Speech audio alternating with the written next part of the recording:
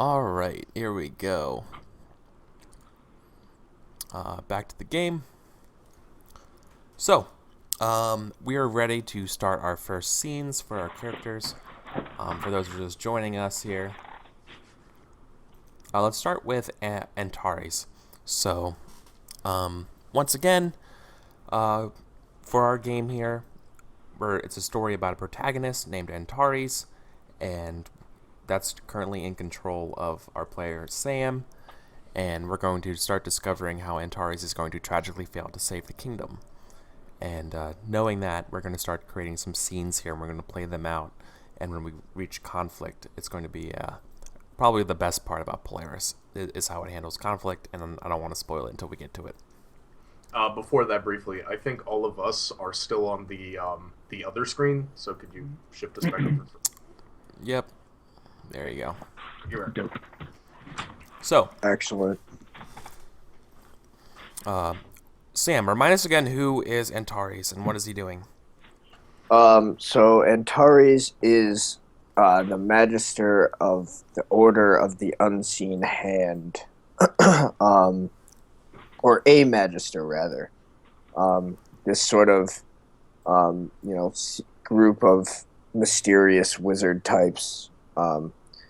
I think they ostensibly do that sort of like classic trope that wizards do where they're like advisors and just like sort of hang around behind rulers like calling the shots, you know what I mean? Oh, yeah. The power behind the throne. Yeah, exactly. Totally, totally. They're the advisors, they help out around the kingdom. Mm-hmm.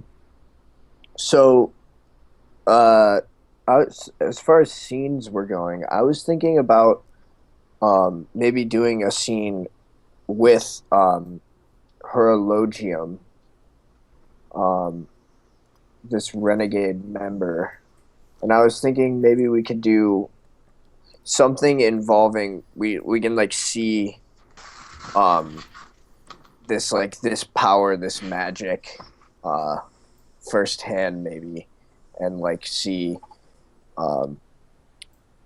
if it's dangerous, like how it's dangerous, and maybe we can sort of see something to do with like Horologium and this developing rift. Okay. So who would be? Are you going on a quest like yourself? Where is anybody joining you?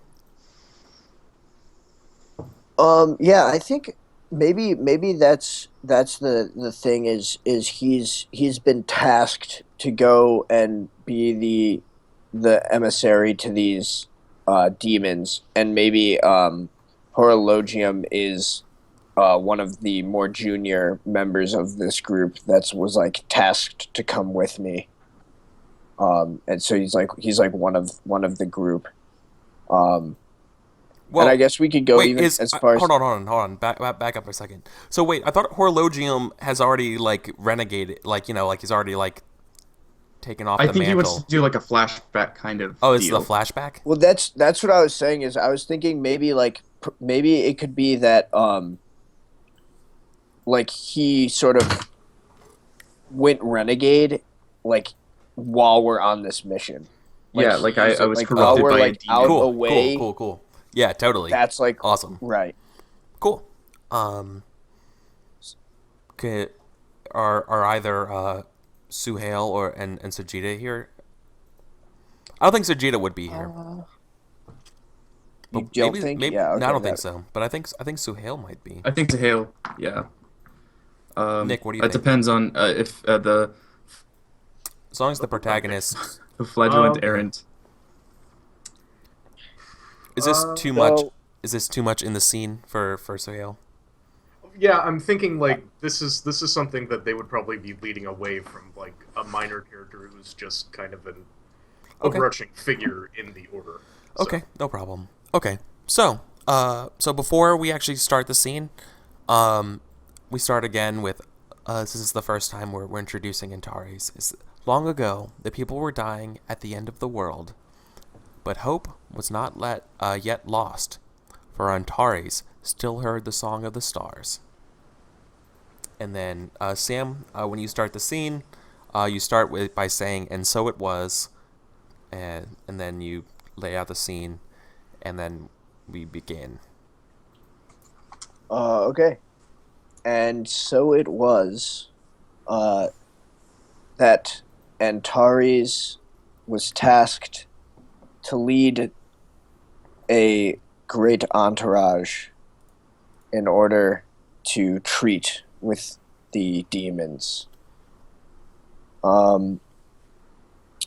So I'm thinking when we sort of pan in, we see like maybe the expedition sort of like leaving, um, and and maybe we like sort of pan in on like an argument that's happening between uh, Antares and Horologium as they begin this journey. And I think Antares, like, he looks he's not like an old man, you know, he's really like in the prime of his life. He wears Yeah. I think the magisters wear these like thick robes and maybe these like tall, like sort of goofy looking, but like sort of trying to look like very you know, ornate or whatever hats. And so yeah, so he's got like these like flowing, like maybe like they're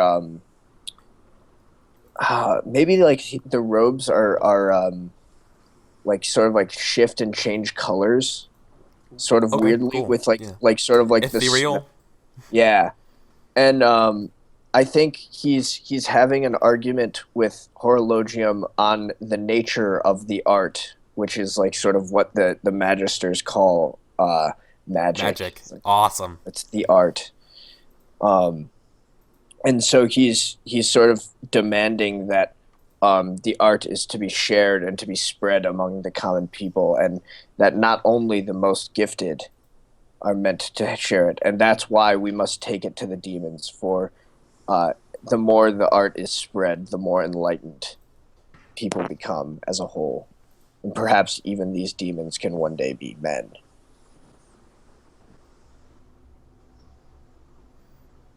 Okay.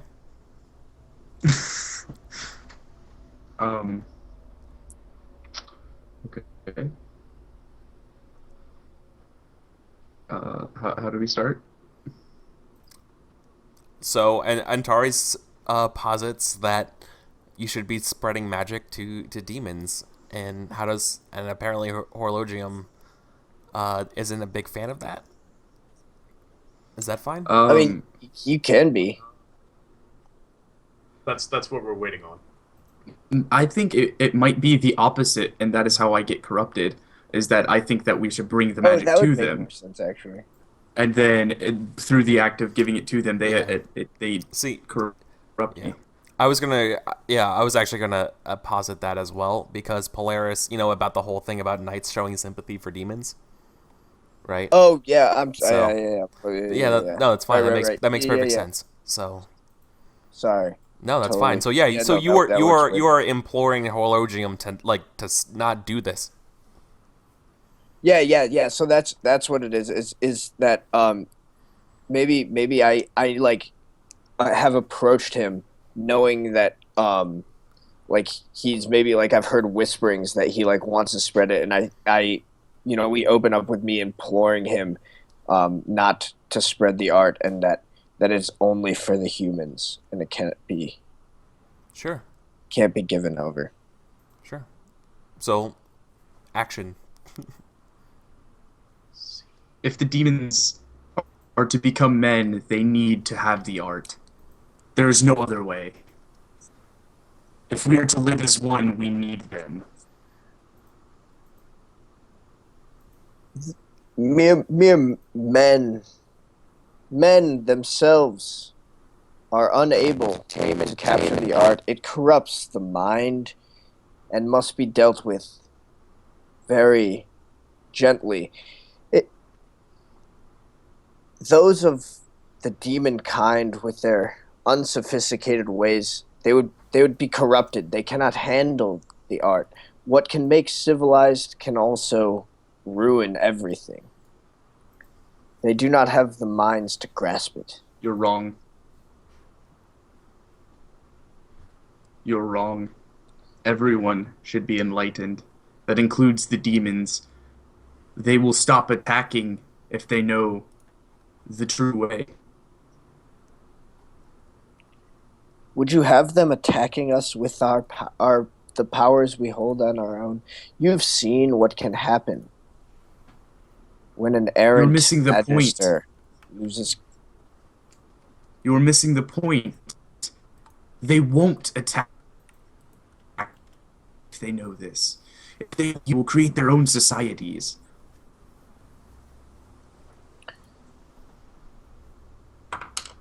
Only a fool who carries a weapon turns the blade around and hands the hilt to their enemy. We must advise and watch these demons. That is our task. Our task is not to bring them together, not to bring them in, not to make allies. Our task is to make sure they never gain the strength to truly pose a threat. I think at this point, Horologium just walks away. He's done arguing. There's no more that can be done at this point. So an important part of Polaris is that the protagonist gets his way. Like, you can dictate what exactly happens, Sam. However, should one of us, meaning myself, Nick, or Hayden, feel that you are that should be challenged, then we would say that, like, that sounds like a conflict. We shall see what comes of it, and then that's the chance for someone to start an actual conflict over what you suppose. But basically, things happen, and so it was, unless that happens and a conflict starts. Okay. Well, I think then the obvious thing that happens next is that one of these raiding parties that we've mentioned attacks. Like we like the next thing that happens is one of these raiding parties sort of like attacks the group, attacks the caravan or what have you. Sure. All right. We shall see what comes of it. Except I guess that would still only be. I guess we should maybe do a scene that would include more of the characters, shouldn't we? No, it doesn't have to be. So, like, Horologium's walking away, right? Yeah. Right. I think where he's so walking maybe is to... that's it's still when, this scene. So, yeah. Okay. right. I think So maybe like I as would he's sorry. start to walk. I think that Horologium would start to walk towards where I know demons are. To like give him the magic to just be like, no, screw them. I'm gonna do what I think is right. I like when your voice gets lower compression quality. It's you getting more evil. Yeah. Yeah, okay, so maybe that's what it is that we were having this conversation like as we're like getting where we're going. Okay. And then so he's just like, nope, sorry, I'm going. Like I'm going and like I'm gonna like start giving them these secrets. So he basically just like Antares, he's gonna try to like basically cut you off and get to the leadership first. So basically he's going to try to make sure that you get shut out from these sort of meetings. Okay. So maybe like we see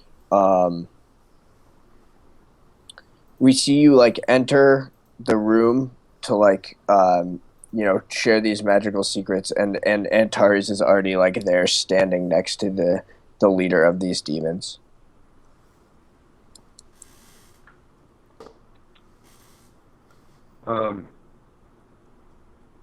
So, real quick, what is going on? We're showing, I'm showing the magic to the demons.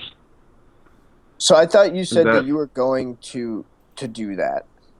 Yeah. So what I'm saying is like, So what I'm saying is basically like through whatever cinematic or through whatever like story tricks, I am able to beat you there. And so Okay. when you get there to like go share these secrets with these people, I'm already there and have already like they already have I already have their ear. You know what I mean? Okay. Um, maybe I don't even reach that room, and I'm taken off by some other demon guards, and they corrupt me, and I am not seen again. Okay, yeah, you just never make it. Yeah, I just never make it to the room. I never make it back to the party. Okay. All right. Then I guess that's scene. Yeah. Yeah. Well, I think So yeah, so yeah. Sorry.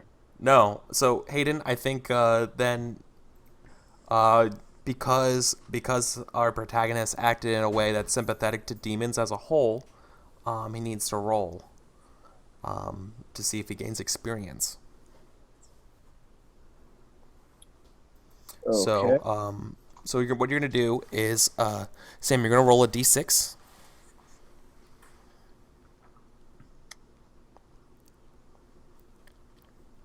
And A 1. one. Okay, so you gained experience. One. So what this means, your zeal goes down to 3. However, you have gained either ice or light. Ice is an improvement to the strength of knights' relationships to the world, or light is a internal strength. And this could be reflected as a new one of the things around what do you call it? One of the fates, one of the themes around your character. Right. Yeah, I think he's gonna gain a point of light, and the power of his art is going to increase. Okay. So he gains more magic. Okay. So I call it more Gandalf-like spells. Okay. Cool.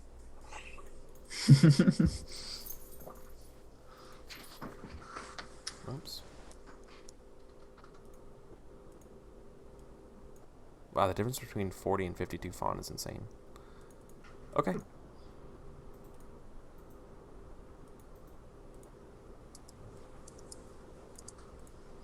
Done. All right, now we're going to switch over to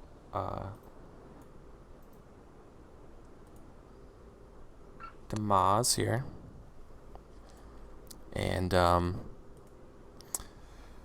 the scene that I want to do is I want to see a I guess I have to say the first thing first. A long time ago, the people were dying at the end of the world, but hope was not yet lost. For Maz still heard the song of the stars. And so it was that Maz just recently suffered a crippling defeat in a battle, and he's currently riding home with a... All right, he's currently just reached Lord Commander Corvus's quarters, and he's hanging out with, I guess, like an entourage of people, so maybe Cassiopeia's there as well. And Maz is basically saying that we need more men and like that kind of stuff in order to defeat these guys, that they're stronger. So I think it begins with Maz kind of like storming through the door to Lord Corvus's chambers, and says, "Lord Commander, we need more men." Yeah, so you see, Corvus is this sort of, you know, wizened old man. You know, he's got this like long, like very like graying, but like very like white and like not like distinguished like silvery gray, but just like sort of like pale, like old, Yeah. very decrepit, and he sort of says, "And where, my boy, would you like me to find these men?" And Maz just like knocks over some like books or like scrolls or whatever on the table. He's like, I don't care where you find them. How can you expect me to win without more men? The demons are stronger than ever, Corvus. I am trying to do twice as much with half as many men. So Corvus like puts his hands on the table and like very slowly stands and says, "You forget yourself, Lord Crusader. You may think that the demons get stronger, but I've been hearing young men make this claim for longer than you can possibly imagine. You shall have your men, Lord Crusader, but I would see results from you. This loss, it is unacceptable. You're damn right it's unacceptable. It's unacceptable because we don't have any men, Lord Corvus. It's not because I'm inexperienced. It's not because of that. I've won victory after victory. The tides have turned because the umbral star has grown darker. The demons are more emblazoned than ever. You're not there. You don't know. He's just turns around and, is like, sort of like puts his head down for a second and says, I shall give you my personal guard, but I require that you strike out. You must strike a deadly blow to these demons. Their forces do grow emboldened, and I would have you smash them. I thought you were ready to take my place, but I am starting to think I might have been wrong. Prove me otherwise. Maz grits his teeth and like does a salute. It's like, yes, sir, and looks at the mess. Oh, sorry, what? I think in the background of all of this, Arcturus is a force, so occasionally at times, perhaps because of the battle experience that Maz has had, he can randomly hear like very faint whisperings in his mind's ear, if you want to call it that, just like thoughts that seem to be implanted in his head. And repeatedly throughout the course of the conversation, he keeps hearing, "They will not listen. They will never listen to you," just over and over and over again. And it's very faint and it's very intermittent. Oh, thanks for the host here at B Gaming. Appreciate it, man. Yeah, definitely. Maz is definitely furious with Corvus, and he says, I'll prove them. I'll prove that I have what it takes to be Lord Commander. The Crescent Brotherhood will never be stronger under my command. And I think that will probably be seen, just to get things started. All right. So, Nick, do I have to do any rolls? I think so. Why? I think Maz has been faced with an element of his order that he hasn't really either faced before because he's been so victorious and he hasn't really come against any kind of friction with the other members of his order, or he's starting to develop a sense of arrogance that he had not really had before. Yep. I would agree with you on that. I was playing up callousness, that he's frustrated about the argument, that he feels like he's being betrayed by his own people, that he can't get what he wants. Mm-hmm. Perfect. So I will make a quick roll. 2. Oops, I gotta go back to my own character sheet again and do the quick little math. My zeal drops down to 3. I will gain ice 2, because now I'm Lord Crusader, but I gain I guess under blessings actually it would go. Corvus's personal guard. Let's come up with a cool name for them. Let's call them like the uh Ooh, the Luna Guard. yeah, I was gonna Lunar yeah, Guard? something like the guard of the full moon or that. Uh, hmm.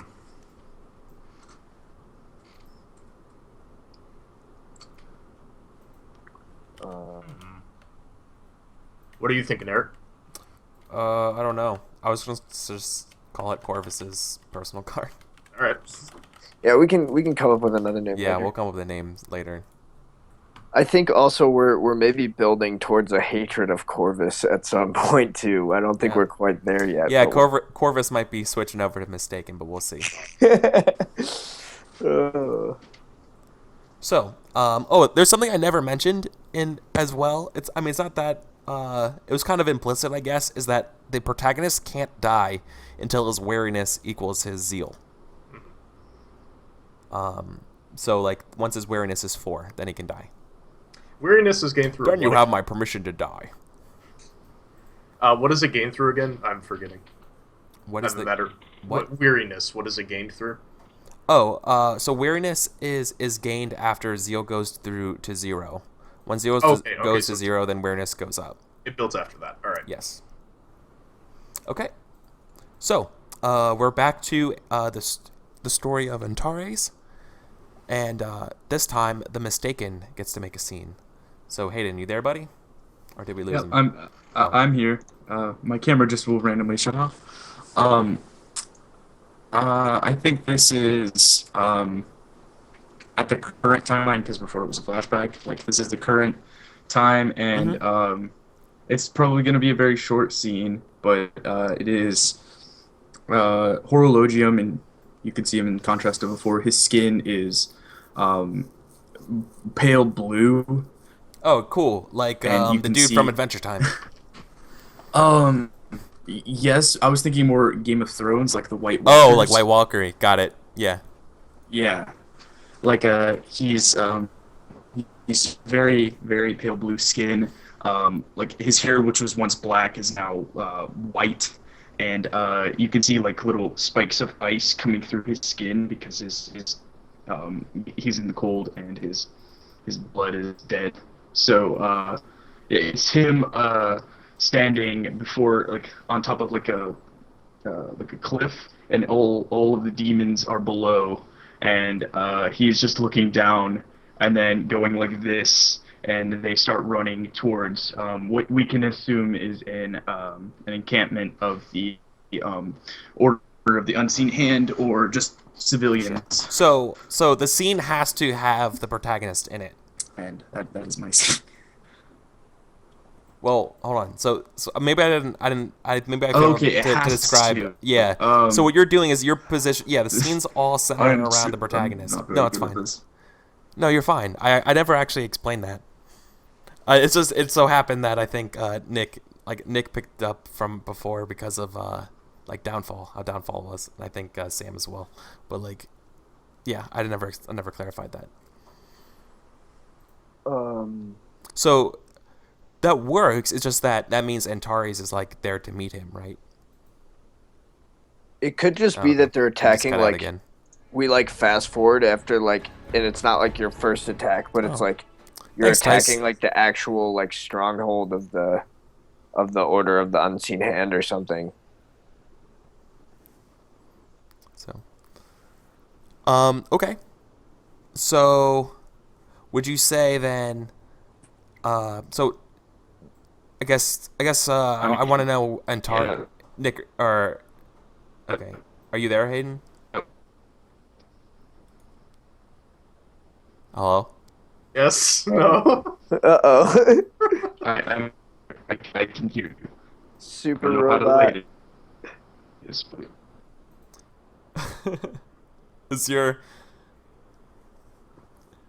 Is being corrupted Yeah. ruin your internet? The internet's been The corrupted. cords have frozen and the Yeah. wires fray. There is no modem in the frozen north.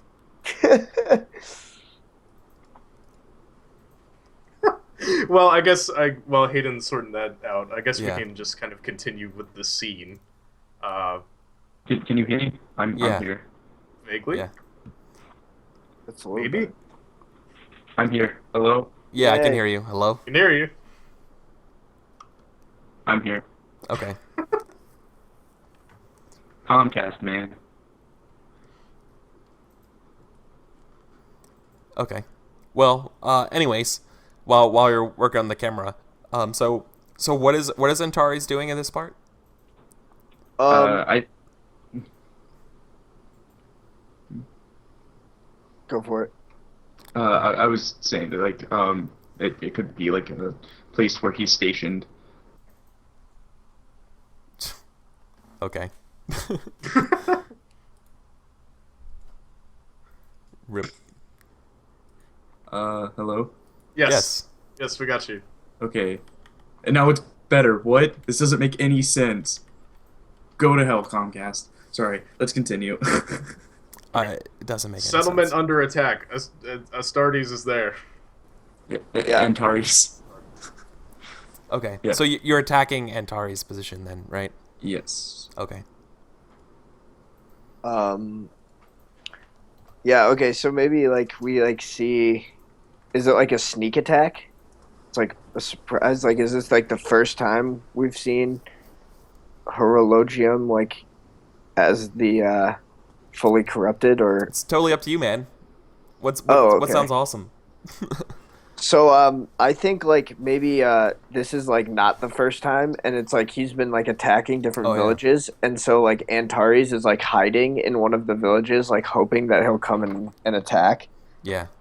Um and yeah, so like these like hordes of demon. Oh, so and so it was that the hordes of demons flowed in with Horologium at their head, coming for the small encampment on the edges of the ice flats. And so we see like these demons like coming in, and maybe we have the sort of like Antares and like a group of riders, sort of like much smaller group of riders, like ride out to meet them, and as they do so, we see like this blinding like flash as like Antares raises his staff, and we see like him use his magic, his art, for the first time. Cool. And what do you do? What happens? I, so I, You actually get to the hardest part of this game is that you get to describe the conclusion at this part Yeah. of like your like the finished intention of your action. So I think what happens is he like he rides out and raises his staff, and there's this brilliant light, and the ground begins to crack underneath his enemies and shake. But as it does so, you see that his allies are being affected too, as though he's able to pull in this massive power, but the fine control is what is eluding him. And so then at the end of the scene, we see like Horologium like leaving with a much smaller contingent of demons. And then it's just like Antares with like surrounded with bodies of both friend and foe. So did you stop Horologium? Yeah, so Did you slay him? no, so I think Horologium is like forced to flee. So I think we see Horologium maybe like tossed from a horse or something, and then like carried away, or I mean, or maybe Horologium is able to fight back. What do you guys think? I think I don't know. It's like you could kill him, right? Like you could just say, and I cut his head off, right? Like you can, Or he falls into the cavernous abyss that you created, and we don't know what happens yet. yeah. But I mean, Presumed dead. yeah, okay. So there we go. Yeah, so maybe I cast him down into the abyss, but in doing so, I must destroy my allies. So hold on, dude, hold on. I think you're getting too far ahead right now because don't give up anything yet. You can, as a protagonist, you can just say it happens perfectly successfully, right? You could just say like I don't lose anybody, and then like you did it perfectly, and then Horologium / Hayden could be like, well, hold on, not so fast. Oh, okay. Right? All right, and then fine. and then you start the actual conflict, and then you start like drilling into things, right? Okay, so I'm totally misunderstanding No, the way we're yeah, supposed to yeah. be So playing that's this no, game. it's fine. I know it's okay. Now we're getting it Yeah, I'm trying to play it like Fiasco, and that's just like yeah, not. yeah. No, it's a little different. Yeah, okay, so I try to split the ground underneath Horologium and his hordes. There is no and try. Cast, There is no try. and I You cast do it. the demons into the abyss. Yeah. No, I don't think you do. Oh, no. Okay. So No, we sir. shall Actually. we shall see what. So that means what you're supposed to say is we shall see what comes of it. We shall see what comes of it. And then that, which is basically the glove comes off and you throw it on the ground, and then if there is going to be a conflict, then Sam / the protagonist / Antares, you also say, then we shall see what comes of it. Then we shall see what comes of it. Cool. So we started by establishing that there's a fissure opened up and all of the demons and people are gonna get thrown in it, right? And hold on, say it in here. I'm here. Yes, I can hear you. Okay. So, the way conflicts work in the game is that they are actually constructive. So, what you can do now, Hayden, is that you have two options right now. You could either agree that they get thrown into the fissure, but then add something on top of it, but only if. And now I'm doing this only as an example because otherwise I'm not going to provide you any suggestions unless you appeal to the moons for suggestions. Because it's very important that you're supposed to set the stakes you guys on your own. But you say, but only if I kill, something like that, or I take your spells, or I do, I can say, but only, like, I can say, well, you succeed, but I also take something from you. Or if you don't like the, whatever the thing was offered, you have up to 4 times you can say you're asking too much. And then the protagonist or the mistaken, depending on at what point of the conflict is, you have to provide another bargain, and then the protagonist or the mistaken has to choose between those 2 bargains. Does that make sense? Mm-hmm. That's it. Okay. You cut out like right when you started finished describing what you could say, oh, but I'll take this from you. That is where you cut out, and I could almost understand almost none of it. I'm sorry. Cool, no problem. So, quick recap: you have 2 things you can do in a challenge. You can either say, yes, you agree to what the person said, but only if, and then build on top of it. So as though okay, well I'm getting thrown into the pit and stuff, but I'm killing all your friends, or or I end up destroying the town anyways. You can, that sort of thing, right? You can, or if it's you want to end a challenge, you can say, and that's how it happened, or I capitulate, or you can say you've asked for too much.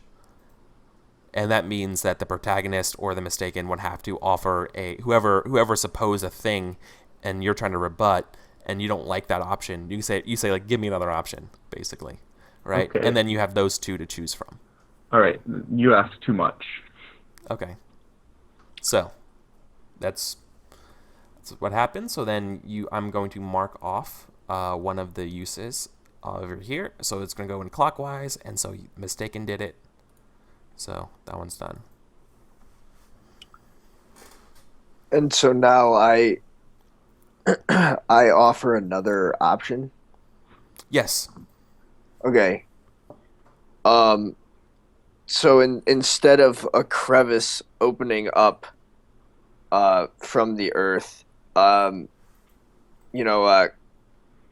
Antares is attempting to do that, but he's unable to, and so instead he merely is able to try to shift and shake the ground in a slight tremor. Sure. And just for the record, this is what the book says for when you ask far too much. You ask far too much means that you don't think that your opponent is asking something reasonable. Your opponent must offer another suggestion which is either lesser in scope or dramatically different from the previous statement, and it's up to us moons to arbitrate that answer. Okay. So, yeah. So lesser in scope, yeah, that makes sense. Okay. Yep. I'm fine with that in such a case. Yep. That sounds different and lesser in scope. And so it was. Really? You know what? Hold on, dude. Hold on. Okay. As a facilitator, I must stress that your role as a mistaken is that you are supposed to challenge the protagonist so that the protagonist acts in some way that is indicative of sympathy for a demon or demons as a whole, hatred of a person, or people as a whole, apathy, callousness, cynicism, doubt, or despair.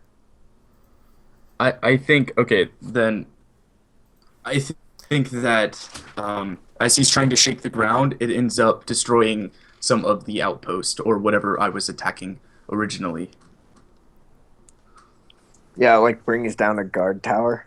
Yeah. Yeah, or like a wall is now gone or something like that. Yeah.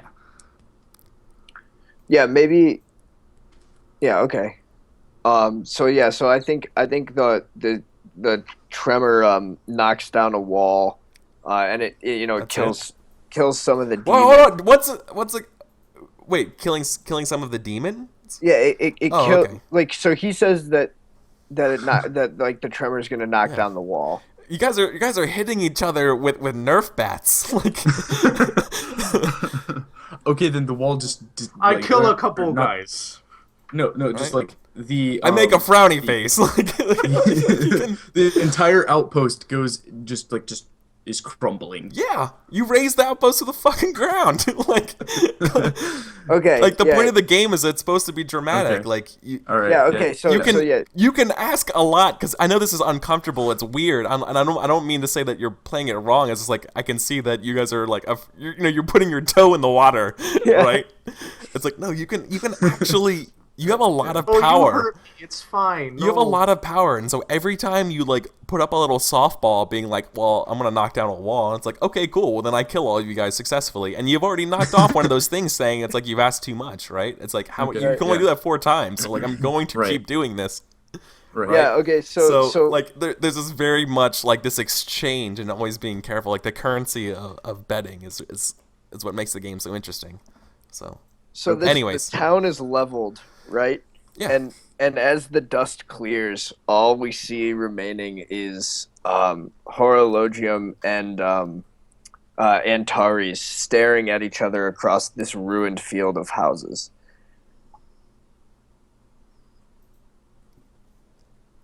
And do you realize it's Horologium that stands before you? How similar does he look? I mean, he's got blue skin now, but like is he... Yeah, but the face is almost exactly the same. Yeah, so he looks at him and also we've established that this isn't the first attack. So he's maybe gotten word of this new leader, and he said, so he'll call out and say, "So you have finally let it." Wait, happen. hold on. We're still in conflict. Right. Okay. So it passes to Hayden, and now Horologium, or just I guess actually it would be Hayden as the mistaken. Antares/Sam has suggested that the wall comes down, but only if you guys are the only ones left standing. Are you okay with that? Do you want to? You can keep building to it. Like if you want more. I'm trying. I think that neither of us are standing. That we are both like we're fucked up, right? Because like both of our armies have been just like demolished by like tremors, and they've just getting crushed by random ice shit. Sure. So I think we're both like really like worse for wear. But Right. So instead of the two and we're untouched just- wizards Okay. facing each other Right, down, right. it's Yeah. Once again, I'm gonna and caution. I think that we're gonna go like at each other. I'll caution this, and I want to express as a facilitator again, is that providing things that are like wounds aren't the best thing to do as 'Cause a I can't receive, die. because one, they can't die, and two, Okay. it's like, cool, well, I still do it anyways, right? Because I'm the protagonist, and right. that's right. I know it's a different way of thinking and challenging Right. problems. It's not easy until you grasp it. What you should be doing is you should be pitting things that make him have to choose between different things, right? Or, for example, he has a choice of either killing some demons and like saving one of his knights, or like saving another knight, right? Or like something like or that kind of stuff, right? Right. I think that because he used so much like- power to create the tremor, that he can't use any more magic. Perfect. That's perfect, man. Like, look around like the things around the chart and being like X, X. You know what I mean? Like, think of it that figuratively. Like, anything in that cosmos is like, yeah, well, your Starlit Sword's completely destroyed, right? Or like, like that's how you start doing stuff, right? And so now I can accept that, or Yeah. I can use one of my. No, that's too much. Exactly. Okay. Yeah, I gotta say no. That is too much. You ask too much. Oh, see, To take my magical powers. that's good. See, when you get to you're asking too much, that means you're hitting things. You're hitting things that us as players like, right? Without you, the game is kind of guessing, like you're playing Guess Who, because you're not allowed to just be like, hey, Antares, what is it that you care about most? Because I want to kill it, right? It's like I have to blindly guess what it is that you care about most, and I'm going to kill it, right? And it's like, I guess the better expression would be battleship, and you're playing like just verbal battleship until you're like, oh, that was a hit. You're asking too much. Hit. Yeah. And you're like, oh, okay. Let's, think of it that way. And so, yeah, in a way, the protagonist wants to win and do this stuff in an easy way, but you also know you're going to fail eventually. But like, yeah, the antagonist is just supposed to just make him earn every single thing that he does, right? It's hard. Okay. But So yeah. now he has to offer another option. Yes, exactly. Okay. Then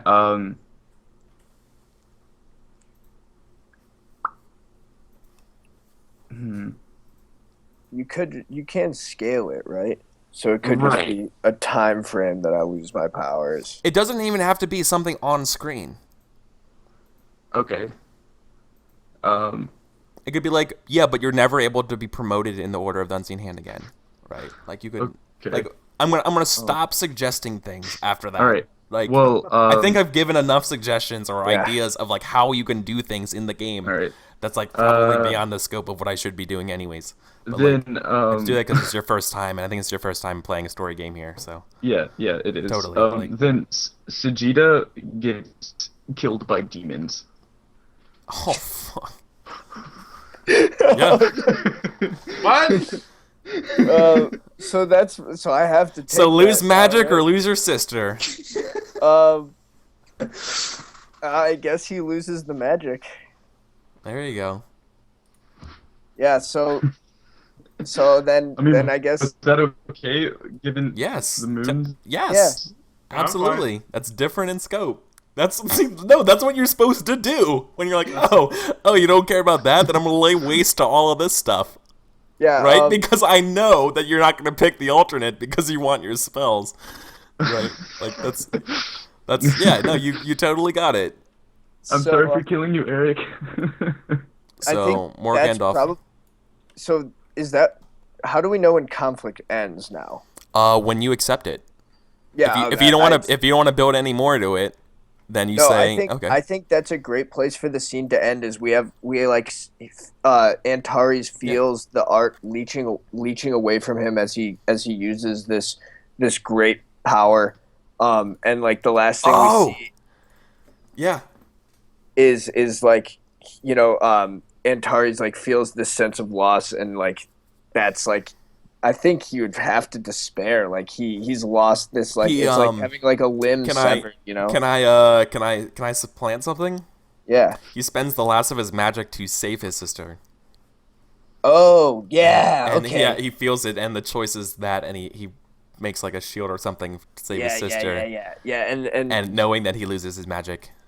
yeah, exactly. And so then he's just distraught, and Rip. we see him No. despairing and weeping in this field of battle. So I'm just gonna put an X over here saying more Gandalf like spells, and I'm gonna put it in red or something. Yep. No more of those. Because I want it to be there as like as a scar, but I don't want it Yeah, to. oh yeah. Yeah, Well, right. the way like I see it is like, this is just like an extra sense. It's another way of like Fuck interacting with the world. So it's like, it's like blinding him or like deafening him. No, that was- It's like this sense is just shut off. That was super good, man. That was perfect. So Aiden, that was good, right? Like you figured it out. Yeah. Yep. Well done. Just Cool. up the force continuum to Yeah. the maximum. Okay. So now we have to count up our experience for this part. So once again, we have to examine the times the protagonist acted in a way that's indicative of sympathy for a demon or demons as a whole, hatred of a person or people as a whole, apathy, callousness, cynicism, doubt, or despair. Did we see the protagonist do any of those? I think we saw callousness. Yes, he. When? I think towards Horologium as he was leaving, he kind of just let him leave. Callousness to a demon, though, I think is very Oh, fine. to a demon. Okay.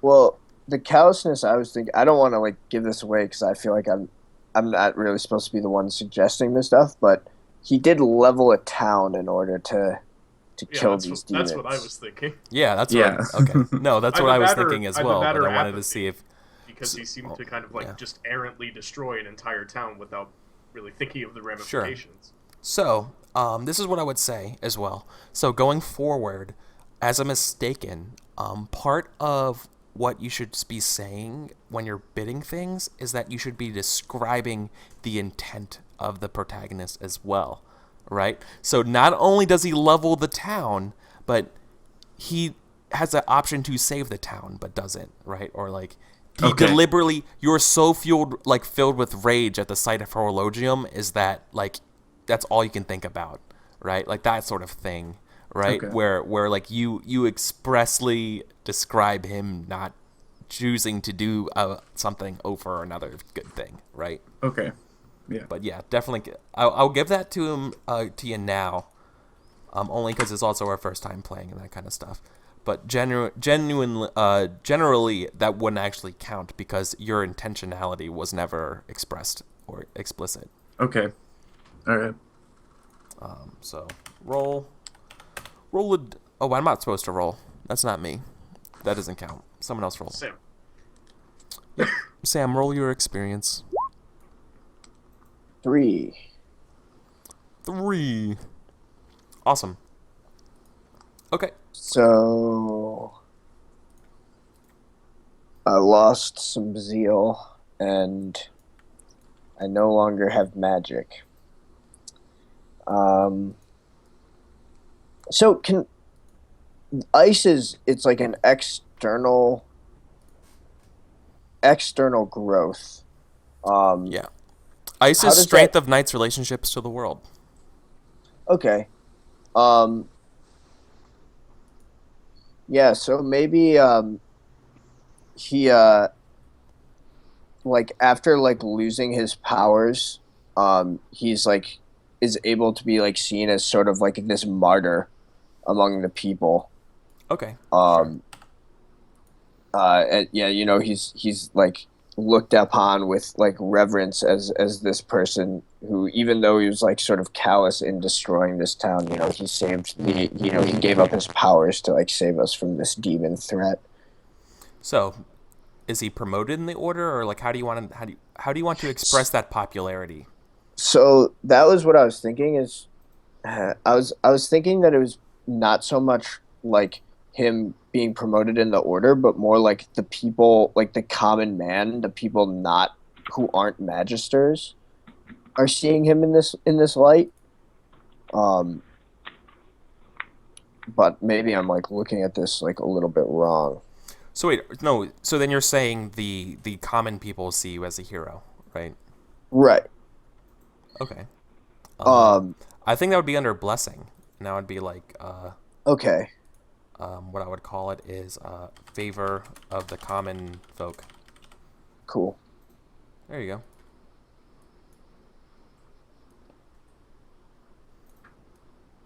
So you have the favor of the common folk on your side.